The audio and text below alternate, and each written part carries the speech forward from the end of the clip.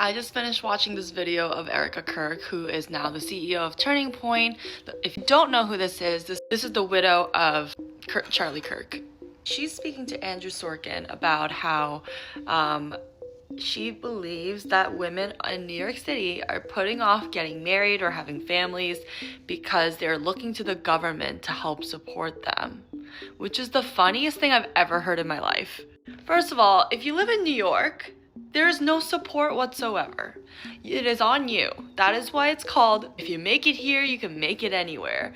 I've never heard of such a thing where a woman, at any point of discussion in any cocktails or happy hours or work conversations where it's like, oh, I'm not gonna have a child because I know the government's gonna take care of me. That is a joke. The thing that they really need to focus on, if Erica Kirk really wants to talk about it, what her former husband's charity was all about was getting these young men up and ready to be integrated into society. And let alone women. Yes, women in New York City are very driven. They want to pursue a career. They want to have success. They want to have it, and not to say that they don't want to have families, etc. But yes, that is an absolute fact, and she goes over it in this interview. The thing that she neglects to even think about was that it's not an isolated women problem, it's a whole New York City societal problem. Because if anyone knows what the dating scene is like in New York City, it is absolutely atrocious. We have first of all, a gender balance issue of straight men to straight women. Two, let's not forget that men have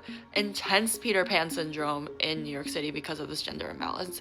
Because there is a shortage of straight, single, available, normal, emotionally intelligent men in New York City, these men never want to settle down, even if they're like, they want to, right? So that's another issue. And then three, I think there's just a larger lack of development in the male front about how to actually ask women questions, how to treat women when you go on a date. How do you speak to them? How do you have conversations with them? How do you banter with them? How do you be interested in them and not just be very vapid and superficial and don't even actually, the women are pretty much carrying the entire weight. This is obviously biased.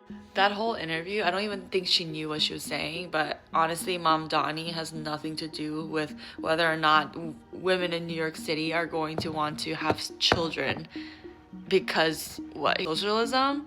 That's a joke. Okay.